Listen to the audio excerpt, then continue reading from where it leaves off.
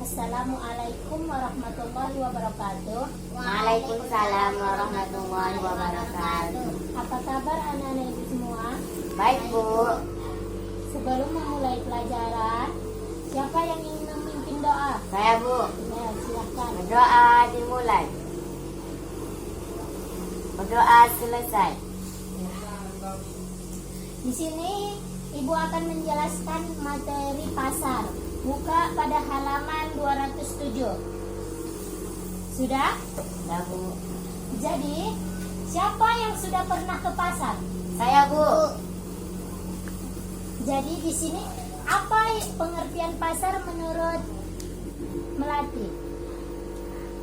Pasar merupakan suatu tempat di mana para penjual dan pembeli dapat bertemu untuk melakukan jual beli barang.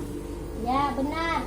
Selanjutnya, Dinda Sabriani. Menurut ilmu ekonomi, pasar merupakan suatu pertemuan antara orang yang mau menjual dan orang yang mau membeli suatu barang atau jasa tertentu dengan harga tertentu pula. Betul.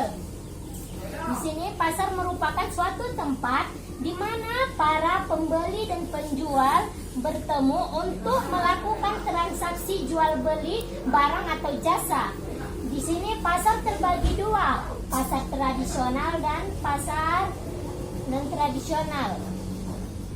Seiring berkembangnya zaman dan teknologi, pasar tidak hanya terbatas pada pertemuan antara penjual dan pembeli, tetapi memiliki arti yang lebih luas. Transaksi jual beli tidak lagi hanya dilakukan di pasar saja, tetapi bisa dilakukan melalui di toko, di kios, pusat perbelanjaan, supermarket, mall dan lain sebagainya. Di situ bisa kita temukan barang-barang kebutuhan yang ingin kita penuhi. Berdasarkan pengertiannya, disimpulkan bahwa syarat-syarat terjadinya pasar tersebut, ada yang tahu? Saya, Bu. Ya, Adanya penjual dan pembeli. ya, Adanya barang dan jasa yang diperjualbelikan. ya. Adanya interaksi antar penjual dan pembeli atau transaksi jual beli. Adanya media atau tempat untuk interaksi penjual dan pembeli. Ya, betul. Di sini ibu akan menerangkan bahwa adanya interaksi. Ada yang tahu interaksi itu apa? Ya, Bu. Interaksi itu adalah hubungan timbal balik antara individu dengan individu, individu dengan kelompok, dan kelompok dengan kelompok. Di sini maksudnya adanya interaksi.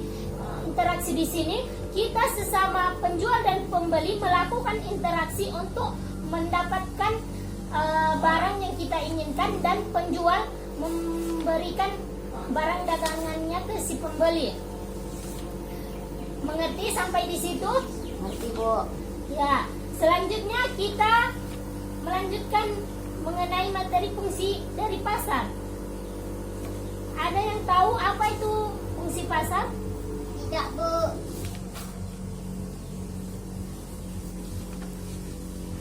Aulia Melati, fungsi pasar? Fungsinya adalah akan mempermudah memperoleh barang dan jasa kebutuhan sehari-hari. Ya, Bagi produsen, pasar menjadi tempat untuk mempermudah proses penyaluran barang hasil produksi.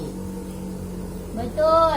Di sini Ibu akan menambahkan bahwasanya pasar mempunyai 3 fungsi utama, yaitu sebagai sarana distribusi, pembentukan harga, dan sebagai tempat promosi. Yang pertama, pasar sebagai sarana distribusi. Ada yang tahu apa arti pasar mengenai sarana distribusi? Saya, Bu.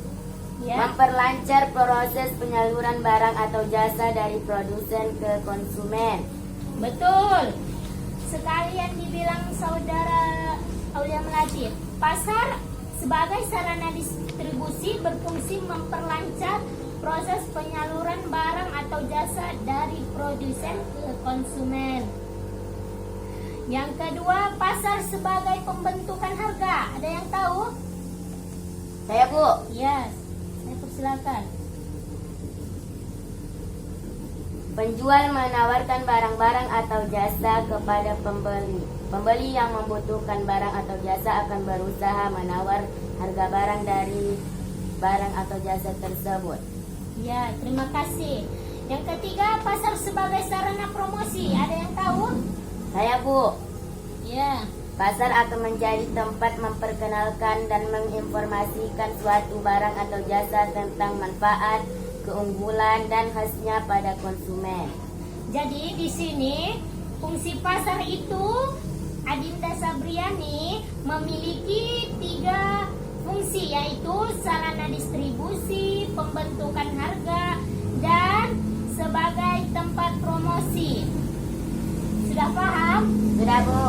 Ya, sekian dari pembahasan kita pada hari ini mengenai pasar. Saya sudahi dengan Assalamualaikum warahmatullahi wabarakatuh. Waalaikumsalam warahmatullahi wabarakatuh.